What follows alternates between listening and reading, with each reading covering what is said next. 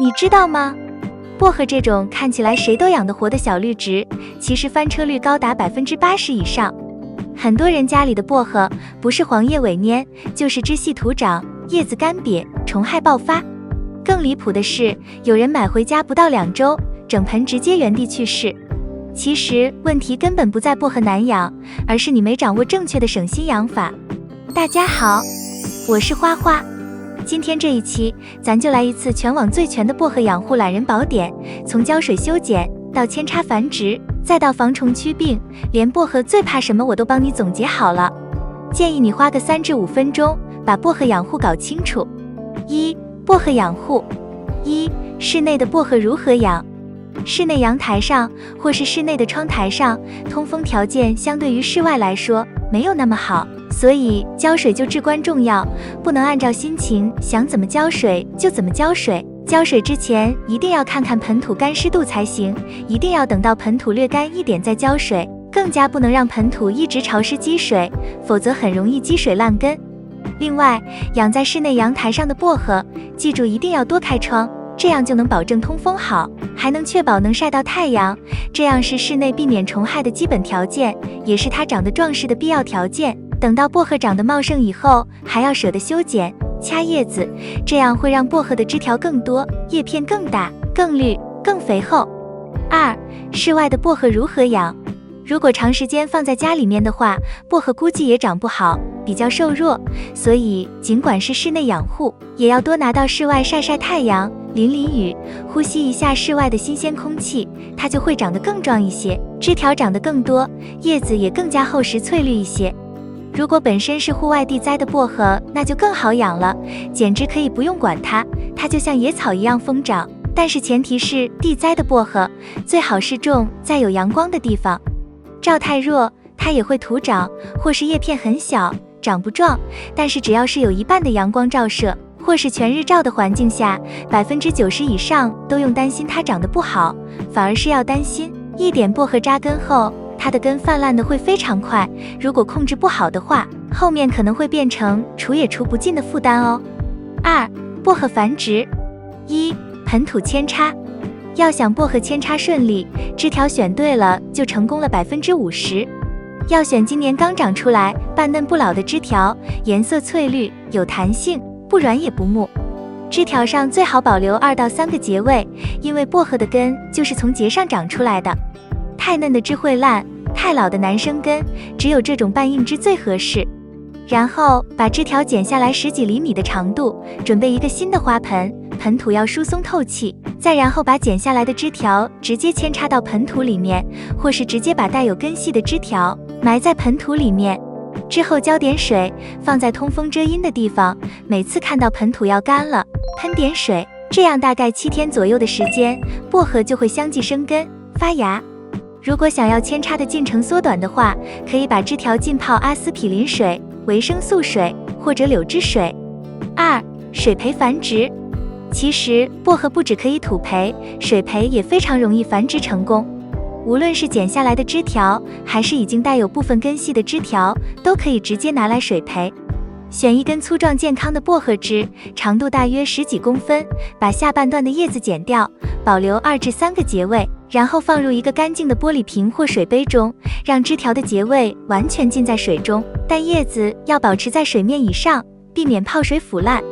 水位建议保持在插条高度的1半左右，确保至少有2个节点是泡在水里的。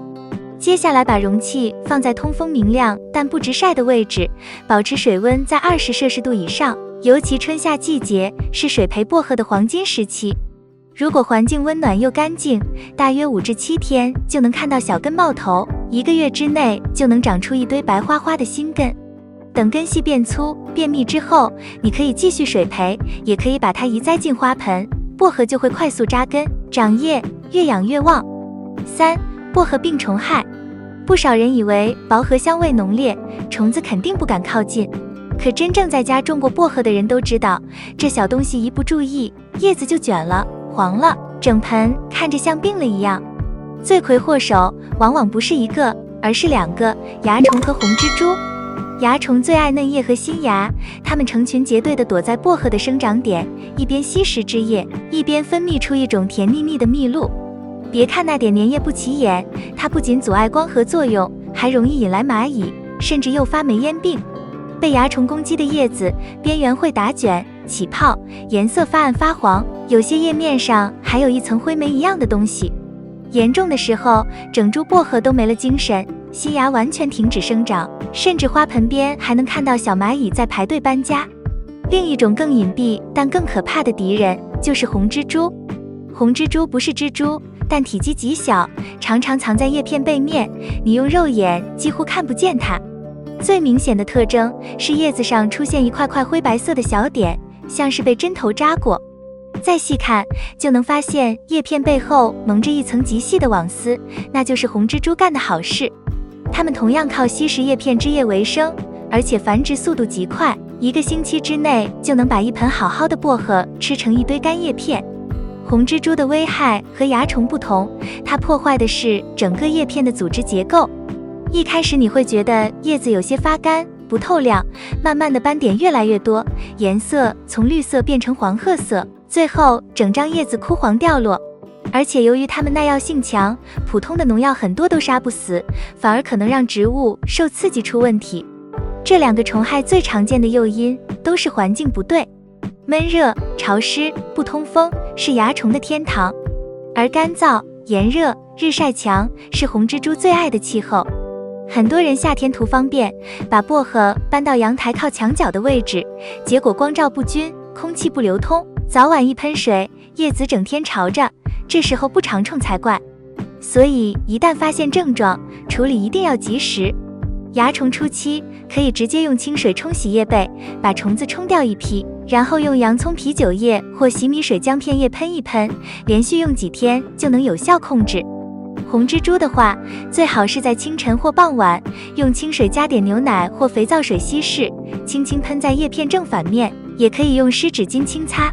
更关键的是，把花盆移到通风良好、早晚有光照的位置，并尽量保持空气湿润但不积水，才能从根本上切断虫害发生的条件。薄荷养护过程中也有4怕，稍不注意，再好养的薄荷恐怕也养不好。但只要规避了，它真的会一直爆盆。4. 薄荷有4怕。1怕，怕光线太暗。